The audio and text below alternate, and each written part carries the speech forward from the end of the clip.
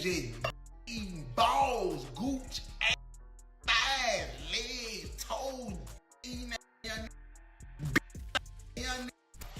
And you sit up here talking about why be better, cuz.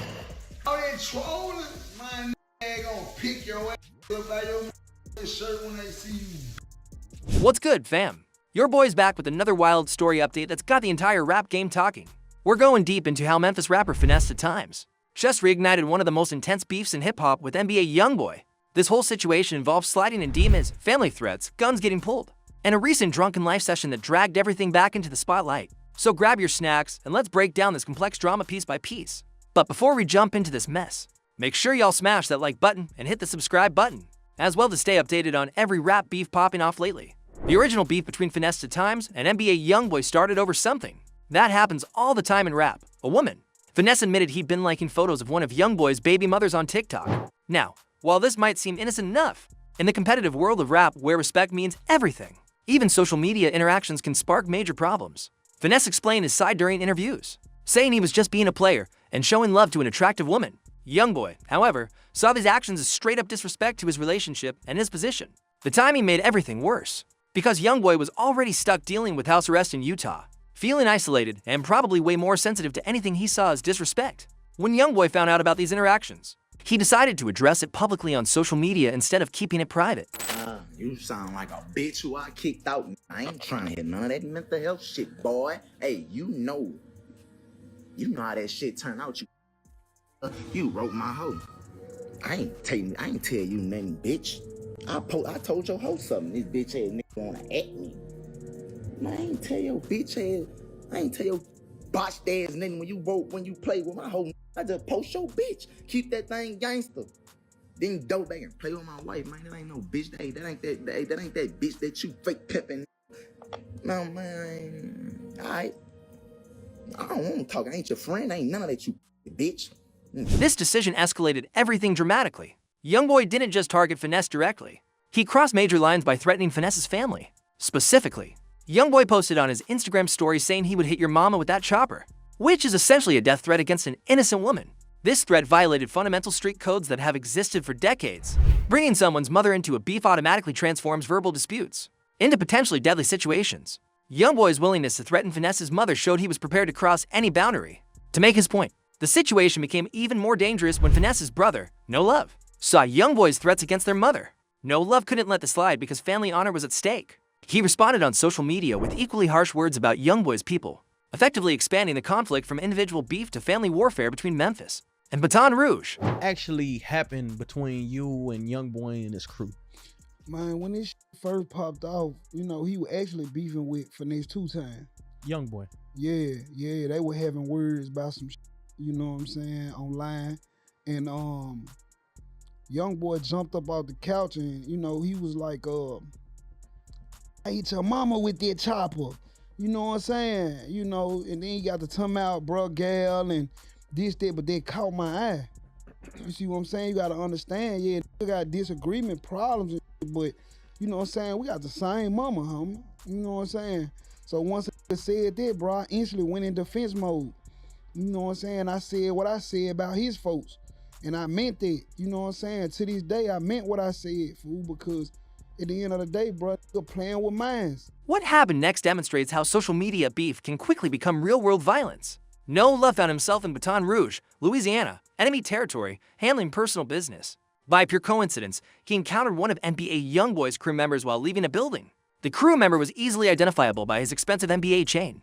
The confrontation began when the affiliate asked No Love if he was the person who had been disrespecting their people online.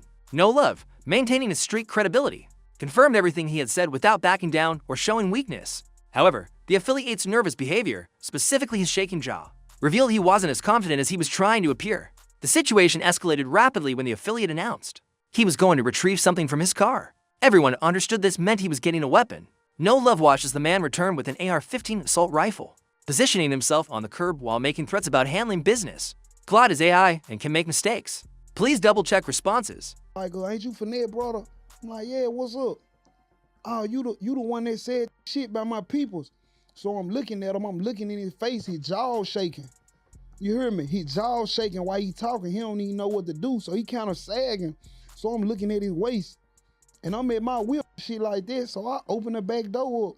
When he asked me like, you the one that said this shit about my people, I stood on it right there. I'm like, yeah, nigga, I said what I said. Nigga said what they said about mine. But I knew he was one of young boy partner because the chain he had on. You see what I'm saying? So I already knew where it was going. So nigga got mad. Nigga, I kill you by young boy out here. You know what I'm saying? Woo. So I don't know if nigga was scared or what, but nigga telling me what he finna do. He like, I'm finna go to the car, nigga, I'm finna go get it, nigga. I'm finna go get it. So I'm looking at him because you get what, homie? If you wanted to pop it off, then he was standing there with a young nigga look like he was about 17. So soon I say what I say, young nigga get to moving like he wanna try to probably fight or something, but he don't move. I'm looking like, you know what I'm saying? The nigga goes to the car, man, pull an AI out the car. You hear me? And stand up on the curb like, that shit don't scare me. Despite facing a deadly weapon, No Love remained completely calm. He later explained that having guns pointed at him wasn't new.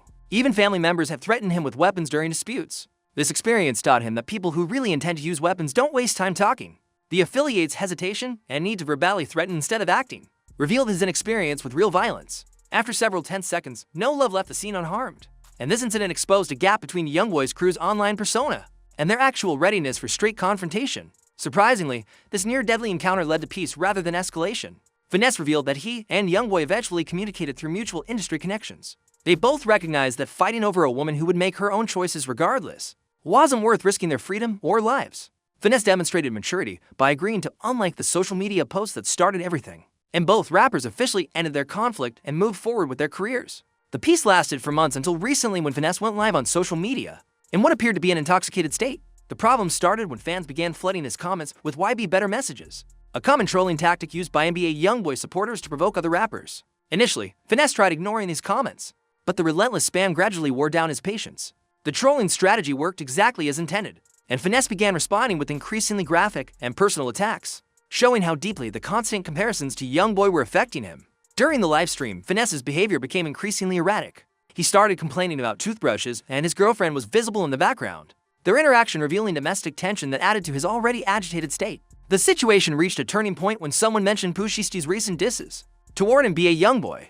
Instead of staying neutral, Finesse decided to insert himself by showing support for his Memphis colleague, making statements about Memphis rappers sticking together and not backing down from anyone. Finesse began questioning Youngboy's authenticity as a street player, bringing up their previous beef and criticizing Youngboy's behavior. He specifically called out Youngboy's lyrics where he claimed to be a player, suggesting that Youngboy contradicted his own image by getting upset about social media likes. The live stream continued with Finesse becoming increasingly hostile, addressing individual commenters with personal insults and making it clear he wasn't afraid of any potential retaliation. What makes this reignited beef particularly interesting is the timing.